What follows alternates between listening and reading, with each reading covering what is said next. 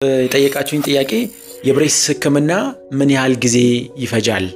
ይሄ ጥያቄ ለሁሉም ሰዎች የተለያየ መልስ ነው የሚኖረው። ምክንያቱም የብሬስ ህክምና አንዳንዶቹ በጣም ቀላል ናቸው፣ አንዳንዶቹ ችግሮች ደግሞ በጣም ውስብስብ ናቸው። በተለይ የፍለፊት ጥርስ ሲነከስ ወይም ደግሞ ጥርስ ስነክስ ፍለፊት ማይገጥም ከሆነ እንደዚሁም ደግሞ ከፍተኛ የሆነ ወደ ውጪ ወጣ ያሉ የተደራረቡ የተጨናነቁ ጥርሶች ሲሆኑ እነሱ ጊዜ ይፈልጋሉ።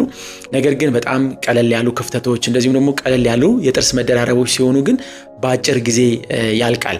ይሄ እንደዚሁም ደግሞ የምትጠቀሙት ወይ ደግሞ የምትመርጡት የብሬስ ህክምና አማራጭም እንደዚህ ይወስነዋል። ለምሳሌ ኢንቪዚብል አላይነር ወይም ደግሞ ክሊር አላይነር የምትጠቀሙ ከሆነ ይሄ የአላይነር ወይም ደግሞ የብሬስ ህክምና አይነት በአጭር ጊዜ የህክምናውን ሂደት የምትጨርሱበት የህክምና አማራጭ ነው። ትራዲሽናል ብሬስ ወይም ደግሞ በተለምዶ የምንጠቀማቸው የብራኬቶች አይነት ረዘም ላለ ጊዜ የብሬስ ህክምናው ሊወስድባችሁ ይችላል።